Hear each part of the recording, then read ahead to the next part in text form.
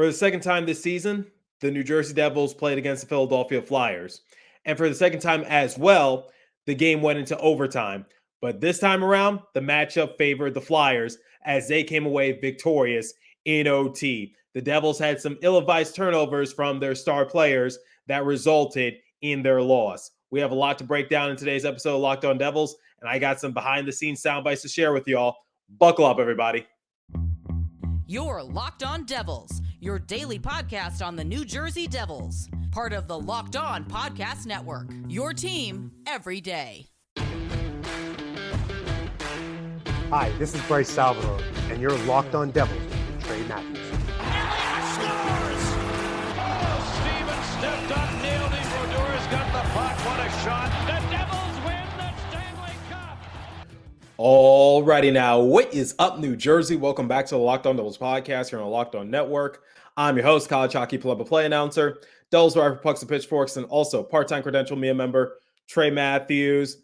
Back from the Prudential Center, and I got my coffee in hand because it was a long night because the Devils and Flyers went into overtime, similar to what happened on November 30th, but this time around, the Flyers got their revenge. They came out victorious by a score of 3-2. Now, even though the Devils came out on the losing end, even though this was a frustrating loss and Jack Hughes arguably had his worst performance of the season, I don't think this game is as bad as people might project it to be. So in today's episode, in the first segment, I will share you guys what I saw from the press box from my perspective. And then in segment 2, we'll talk about some of my main takeaways from the game. I'll also play you a couple of sound bites courtesy of Shimon the Mets and also Nathan Bastian. And then in the third and final segment, like I do with every post-game recap, I will compare the stats and give the Devils a letter grade. So let's start off with some notable lineup changes. So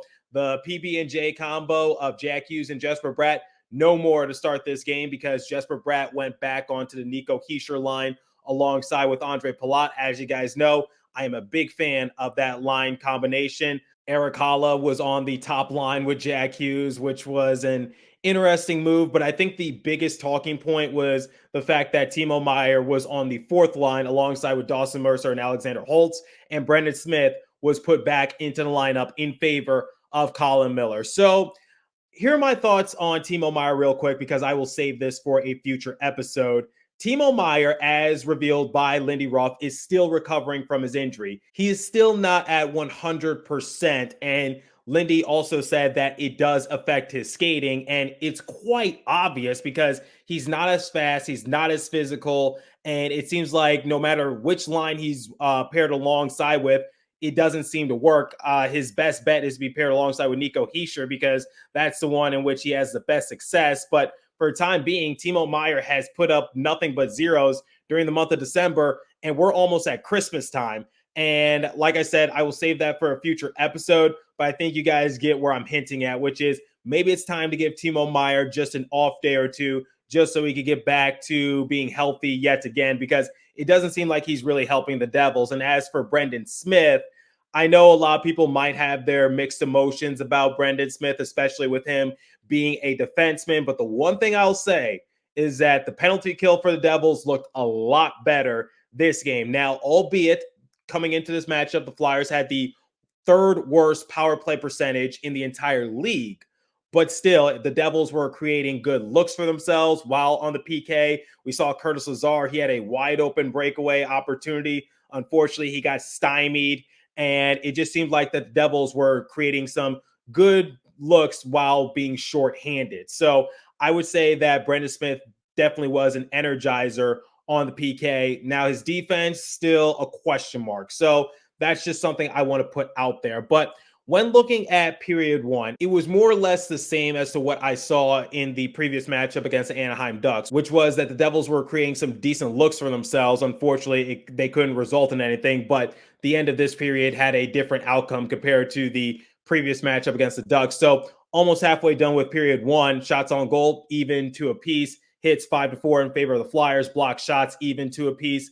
Flyers were winning the faceoff department at that time, but the Devils ended up winning the faceoff win percentage come the end of the night.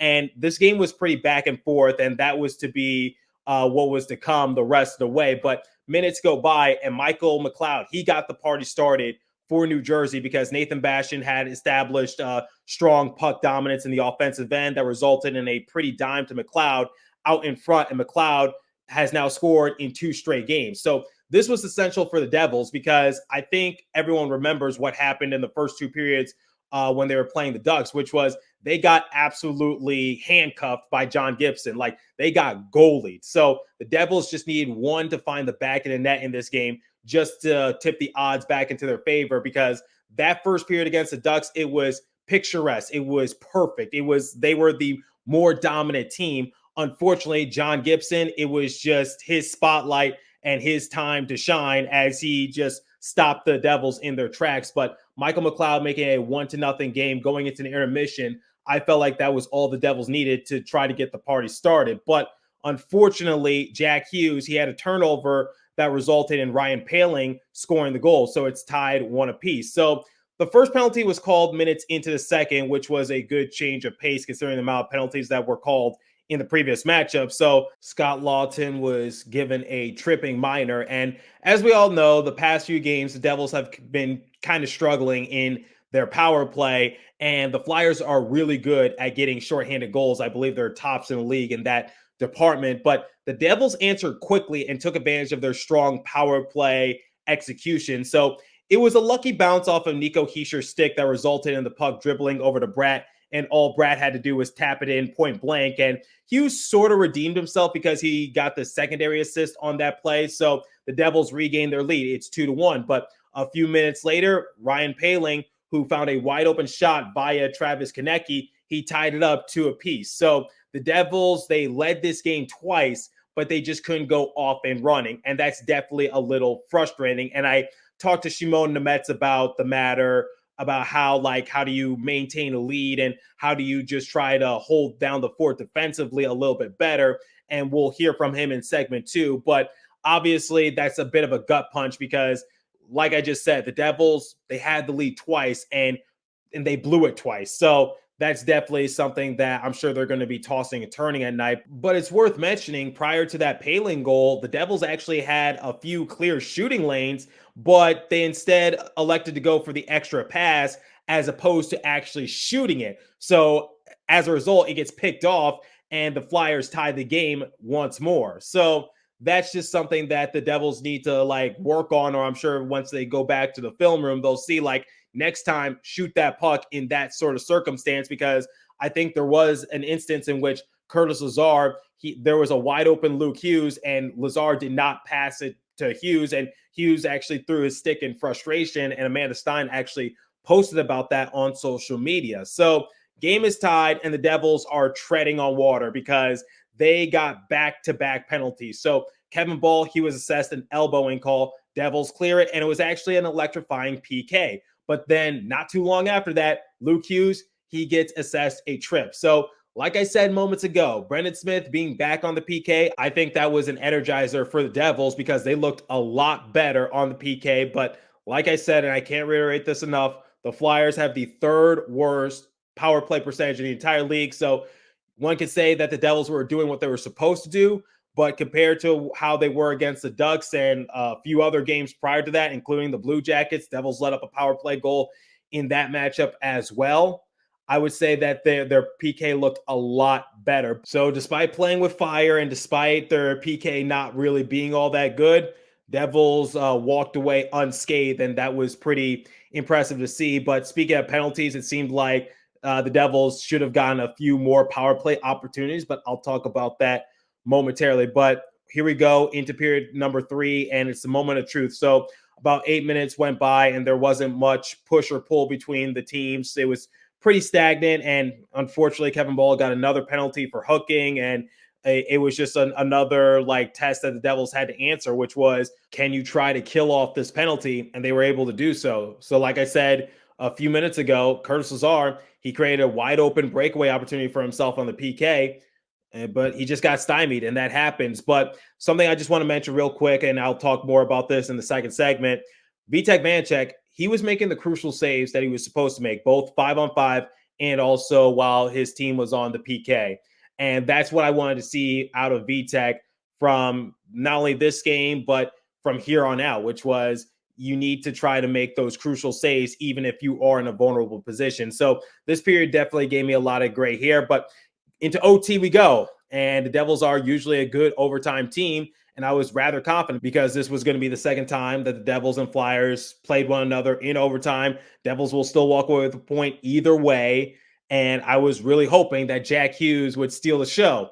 Well, he stole the show, all right. Unfortunately, it was for the wrong reason. So I'll give him the benefit of the doubt. He should have been granted a penalty when he was shoved into the net. And then a few minutes later, he had an ill-advised turnover, like he was trying to pass it on back to his brother Luke, and Owen Tippet read the play beautifully, scored on Vitek Vanecek, and that game was over. So, like I said, Jack Hughes, that's another turnover that he had that resulted in a Flyers goal. So, arguably, Jack Hughes' worst performance of the season. So, this game in general, it was definitely just a push-pull factor. It was a tug-of-war match. Seems like whatever you could do, I could do better type of circumstance. So this game was definitely competitive, and this is not the same Flyers team from last year or years prior. This is a brand new Flyers team that is trying to make a name for themselves in the league, and they answered the call against the Devils in this matchup, and they walked away winners in overtime. So I'll share some of my main takeaways in the second segment and also play a couple sound bites, courtesy of Shimon, Nemec and Nathan Bastian. But before we continue, I want you guys to make some extra money this holiday season. So get over to FanDuel, because as the weather gets colder, the NFL offers stay hot on FanDuel. Right now, new customers get $150 in bonus bets with any winning $5 money line bet. That's $150 if your team wins. If you've been thinking about joining FanDuel, there's no better time to get in on the action. The app is easy to use. There's a wide range of betting options, including spreads, player props, over and unders, and more. So visit FanDuel.com/lockedon and kick off the NFL season. FanDuel, the official partner of the NFL. Okay, so I wrote down some of my main takeaways from the game. So main takeaway number one, I know the result is not what everybody wanted, but this still was not a bad game. I wouldn't say it was a bad loss at all. And I know the team and fans are not big on moral victories, but hear me out. Here's a few things I want you to factor in. So the one thing that I talked about in the previous episode when I was recapping the Devils and Ducks game was that the Devils, it was just a snowball effect in period three, because once they went down 3-1, it seemed like it was all over. And unfortunately, they got a power play opportunity. It got negated really early because Tyler Toffoli was given a penalty. And then after that, it was just all the Ducks after that, particularly with Adam Henrique. He got a hat trick. So the Devils just spiraled out of control in the previous matchup. But in this game, the opposite can be said, because they scored first. They lost their lead because the Flyers tied it.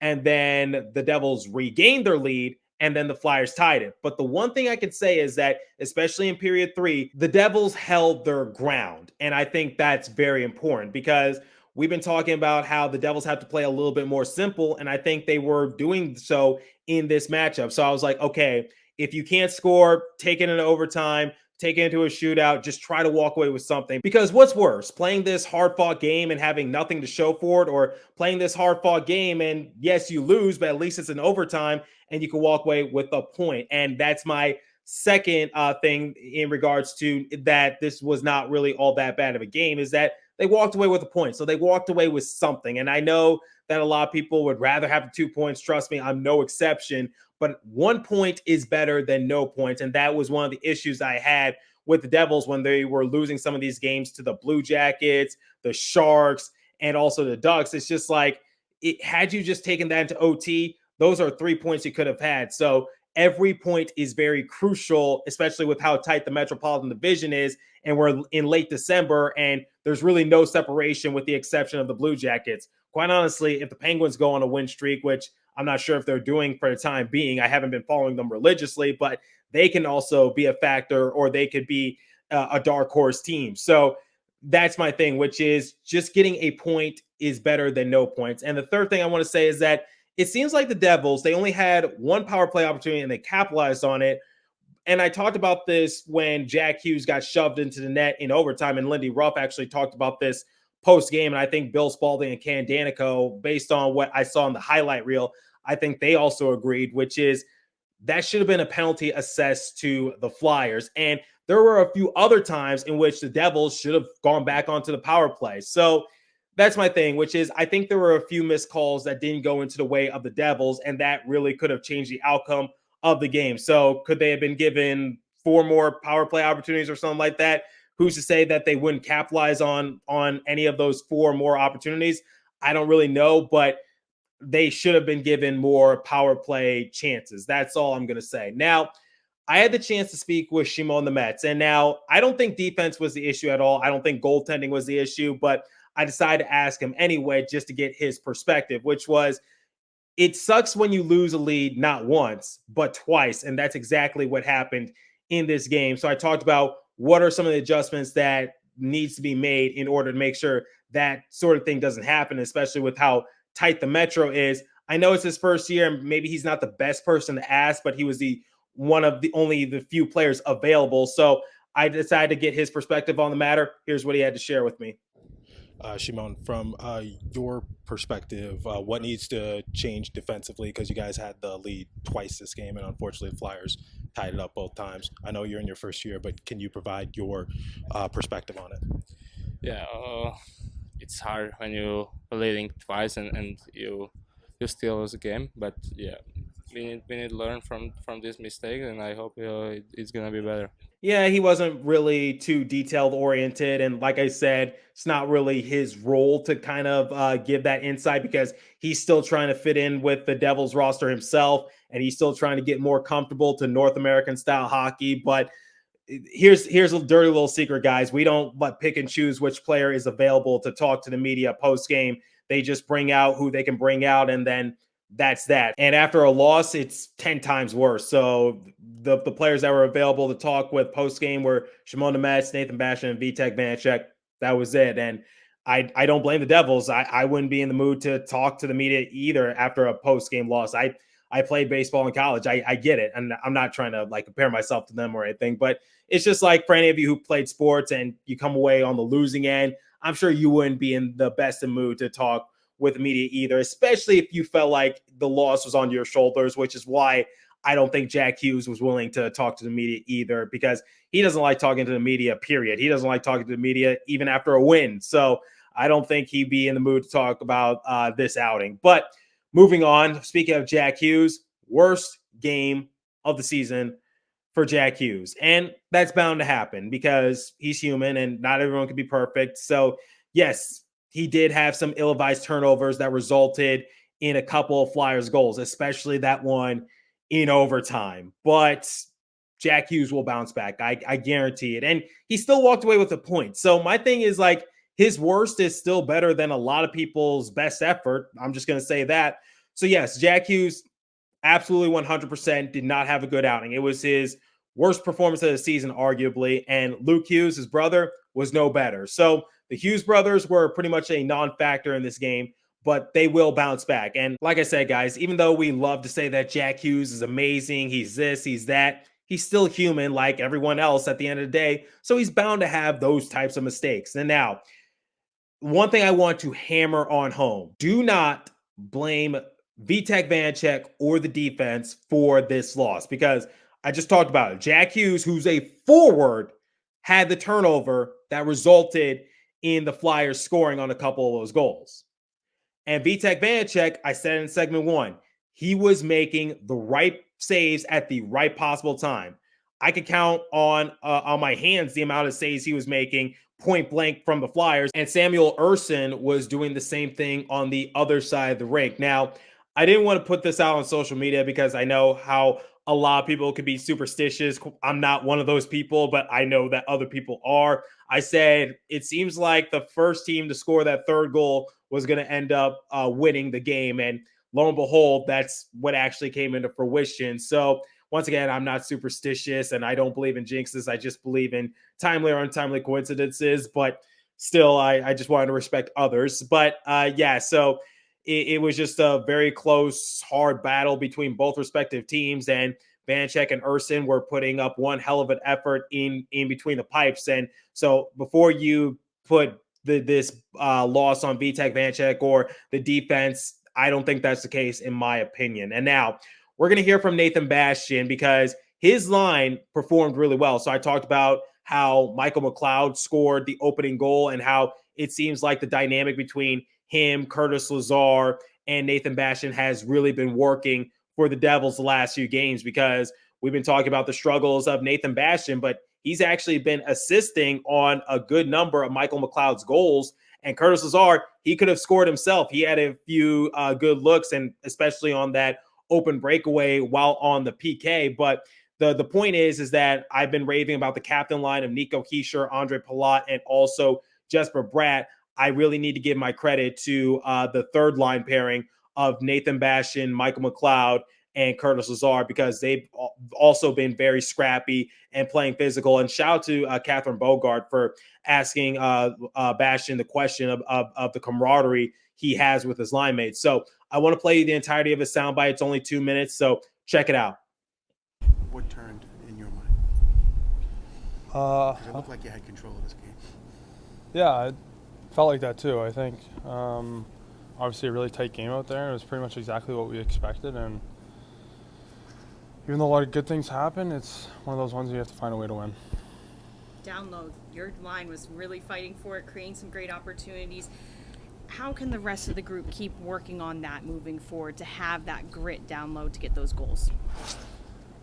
Yeah, I think when I'm playing with the two guys I'm playing with, it's a really simple game, and it's a predictable game for us. And when you play a team like that, it just comes down to winning all your 50-50 battles and desperation around the net, and we were lucky enough to get one tonight. Even though it was a loss, Vanecek had some incredible saves throughout this game. What can you say about him, especially in that third period? He gave us everything we needed. The rest was kind of up to us. So Vitek is a good example of something that, hopefully a little bit of momentum can build from that. You want to play well and keep playing well, and I liked this game a lot tonight. Do you think some of it's puck luck? Sometimes you put some shots on and they don't find the net. Yeah, for sure. But you have to create your own luck too. You have to find ways to get inside, and you can't be a perimeter team, especially when they play as hard as they do inside. So, yeah, maybe a little bit of puck luck, but probably won't chalk that one up as puck luck. Coach said there's an emphasis on getting more points at home. You're now second game in. You got to turn that around, don't you? Yeah, I think if you look around at the good teams in this league, one of their strong points is playing at home. And for whatever reason, we've struggled in the past, and it's it's really tough to put your finger on it, why or how, but that's something we got to turn around for sure. Penalty kill was really a difference maker throughout this game. What was working well with that unit when you guys were shorthanded? Guys were desperate, I thought. When they went to clear the puck, they cleared it, and when they needed to get in a lane, they blocked the shot. So very similar to VTech. It's great that the penalty kill did well tonight, because in the past we've struggled a little bit. So hopefully that's something we can take away from tonight. During that soundbite, Bastion acknowledged that the team kind of let down Vitek Vanecek, and as we all know, Vitek Vanecek, he does wear his emotions on his sleeve, and he's a very passionate player. And by the way, if you're wondering like what he was dealing with before the game against the Anaheim Ducks, in which he said he just wasn't physically well, he said he had no comments. So we don't really know what the circumstance is, but that's your answer, which was he refused to comment on the situation. But I think he still performed really well in this matchup for the Devils. So we're going to transition over to segment 3, and I will compare the stats to give the Devils a letter grade momentarily. But before we continue, I want to tell you guys about GameTime, because the Devils have another home game right around the corner. So one of the things I love about the GameTime app is that last-minute tickets, flash deals, zone deals, easy to find, buy tickets for every kind of event in your area, views from all seats in the venue, lowest price guaranteed, event cancellation protection, job loss protection, etc. You can see the view from your seat before you buy, so you know exactly what to expect when you arrive. All-in prices show your total up front, so you know you're getting a great deal without hidden fees. Buy tickets in seconds with 2 taps. So download the GameTime app, create an account, and use the code LOCKEDONNHL for $20 off your first purchase. Terms apply. Again, create an account and redeem code LOCKEDONNHL for $20 off. Download GameTime today. Last minute tickets, lowest price guaranteed. Okay, so before I compare the stats and give the Devils a letter grade, I first want to read you guys a post courtesy of Alex Chavancy, formerly a Devils writer for the Hockey Writers, currently doing some independent work, it looks like, based on my assumption. But anyway, he put this out on the X app and he said, frustrating loss, obviously, but some fans in my mention saying the Devils are going to miss the playoffs. They're in fine shape right now. A point out with games in hand on some teams. So he put out the standings. And right now, if we look at all the teams on the Eastern side right now, the Devils rank 10th with 34 points. So they're currently tied with the Red Wings and Capitals. And ahead of them are the Lightning with 35 and the Hurricanes with 3 extra points at 37. So the thing is like I said, at least the Devils walked away with a point in this game because that's essential. So I want people to know that it's still December. Like it's still very early in the season, essentially. So if this was like February and the Devils are still on the outside looking in, then maybe you can be a little concerned. And then maybe that's when you try to make a push at the trade deadline for another big piece. So that way that can get the Devils over the hump. But for a time being, the Devils are still in a decent position. It's just the Metro is just very tight right now. And that's all I can tell you. So as long as the Devils don't go on like a lengthy losing streak, I think they're still in good shape. So yes, they're on a 2-game losing streak, but at least they picked up a point in this matchup against the Flyers. So a 1 point is better than no points, obviously. So let's compare the stats, give the Devils a letter grade, and get out of here. So shots on goal differential tied 26 apiece between both teams. So when I talk about this game being back and forth, it was the epitome of being back and forth. And quite honestly, I was surprised that some of the looks that the Devils were creating in front of Erson didn't find the back of the net because they had a lot of grade A looks. But it's just another case in which the Devils just sometimes run into hot goaltending. So it seems like I've been saying that a lot the past year or so on this show, but that's the best way I can describe it. Face-off percentage, while the Flyers got off to the head start, the Devils finished in this category in comfortable fashion, 61.1% in favor of the Devils, 38.9% to the Flyers. Power play percentage, Flyers were 0 for 3, Devils were 1 for 1, thanks to Jesper Bratt and Nico Hischier batting it down. Penalty minutes, it was just a great change of pace. There were 17 penalties combined in the last game between the Ducks and the Devils. So 6 penalty minutes for the Devils, 4 of them belong to Kevin Ball, only 2 for the Flyers. Hits, 28-25 in favor of the Flyers. Block shots, 21-12 in favor of the Flyers. Man, Devils kind of need to look at a shot blocker, quite honestly, because they've been getting blown out in that category a few games this year. And sometimes it's just the little things that can make a big difference. Giveaways, Devils led that department 17-3. So the Flyers were playing some excellent defense on the Devils, particularly with Jack Hughes. They were forechecking him a lot, and it seemed like Jack Hughes and company didn't have much answer. Lindy Ruff talked about this post-game, which was his star players, including Jack Hughes, Jesper Bratt. There were just times when they looked very vulnerable, and the Flyers capitalized on it. So they kind of need to work on that a little bit more. It goes back to what we've been saying the last few weeks. You got to play physical,